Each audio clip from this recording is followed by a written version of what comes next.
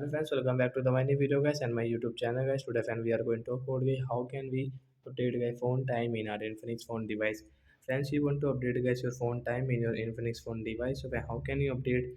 Today friends I will show you. I will tell you in this video guys. So before starting video friend, first of all go and subscribe the channel.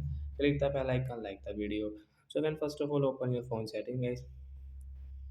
After on phone setting guys you can see this tab settings. So then you will have to click on guys your phone guys system setting guys.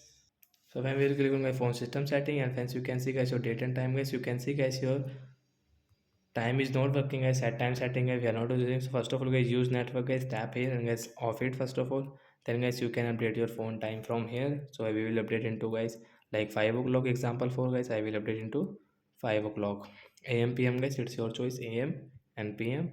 So pm and am okay option, tap here to update. Once your phone time will update into 5 am. Like that guys we can update phone time. So that's it guys, thanks for watching the video, bye guys.